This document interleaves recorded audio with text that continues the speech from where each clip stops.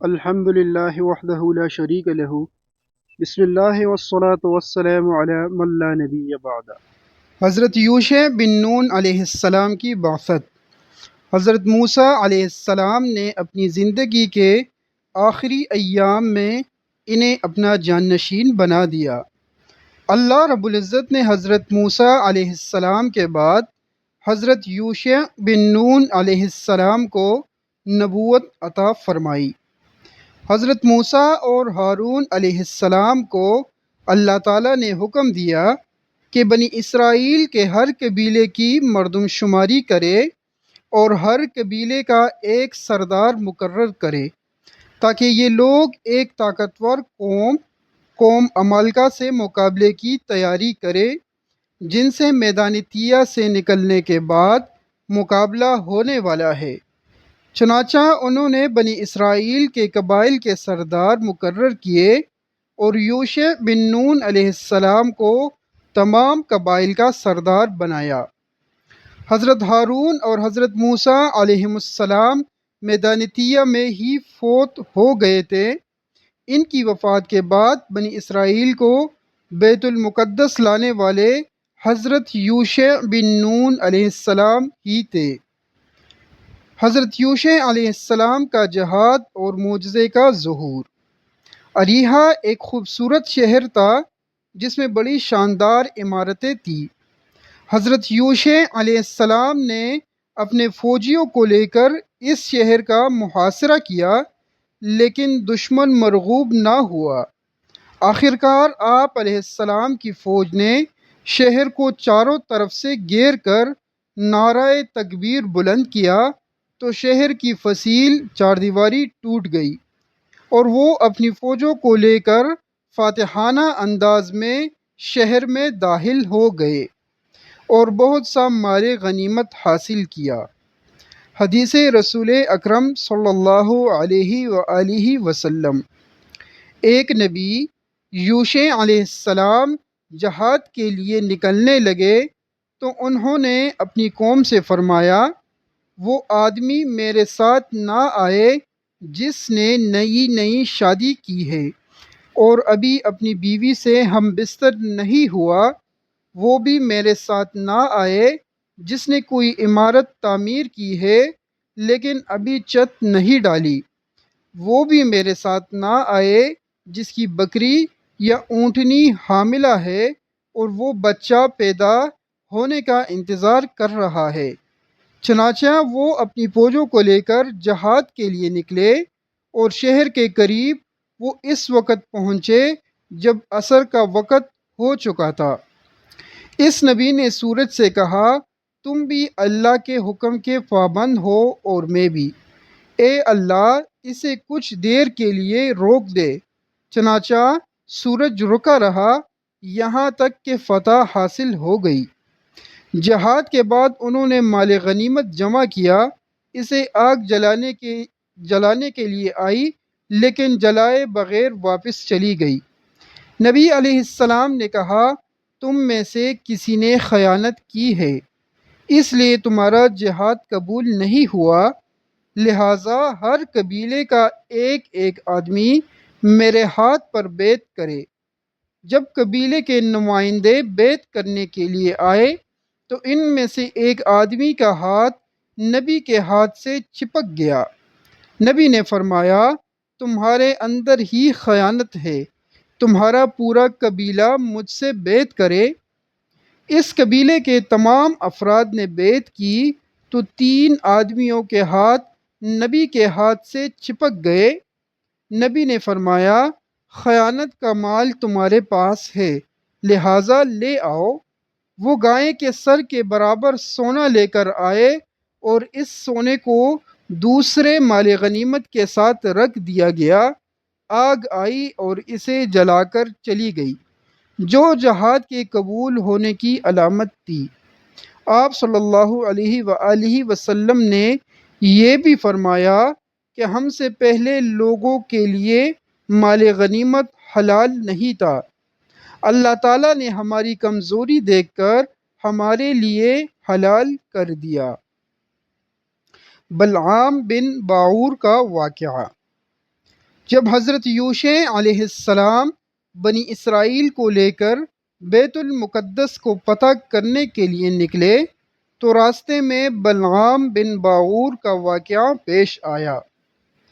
یہ آدمی اللہ کا اسم اعظم جانتا تھا جس کے ذریعے سے کی ہوئی ہر دعا قبول ہوتی۔ اس کی قوم نے اس سے مطالبہ کیا کہ موسیٰ علیہ السلام اور اس کی قوم کے خلاف بددعا کرو۔ اس نے انکار کر دیا۔ لوگوں نے بہت زیادہ اصرار کیا۔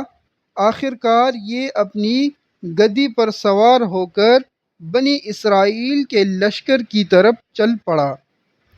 جب وہ قریب پہنچا تو گدی بیٹھ گئی۔ اس نے اسے کھڑا کرنے کی بہت کوشش کی لیکن وہ کھڑی ہو کر پھر بیٹھ گئی۔ آخر کار قدرت الہی سے گدی بولی کہ اے بلعام، تو کہاں جا رہا ہے؟ کیا تو نہیں دیکھ رہا کہ فرشتے مجھے اس طرف جانے سے روک رہے ہیں؟ کیا تو اللہ کے نبی اور مومنوں کے خلاف بددعا کرے گا؟ وہ پھر بھی گدی سے نیچے نہ اترا اور اسے مار پیٹ کر آگے چلانے کی کوشش کرتا رہا۔ آخر کار وہ چل پڑی۔ جب وہ حسنان نامی پہاڑی کے قریب پہنچا اور موسیٰ علیہ السلام کی قوم کو دیکھا تو بددعا کرنے لگا، لیکن اس کی زبان اس کے قابو میں نہ رہی۔ اس کی بددعا خود اسی کی قوم کے لیے نکلنے لگی۔ لوگوں نے اسے ملامت کی۔ اس نے کہا، میں کیا کر سکتا ہوں؟ میری زبان سے یہی کچھ نکل رہا ہے۔ پھر اس کی زبان لمبی ہو کر سینے سے لٹک گئی۔ پھر اس نے قوم سے کہا، میری تو دنیا بھی برباد ہو گئی اور آخرت بھی۔ اب موسیٰ علیہ السلام کی قوم کے خلاف کوئی مکر و فریب ہی کیا جا سکتا ہے۔ اپنی عورتوں کو خوب زیب و زینت کروا کر کچھ اشیاء دے کر بیچنے کے لیے بنی اسرائیل کے لشکر میں بیچ دو۔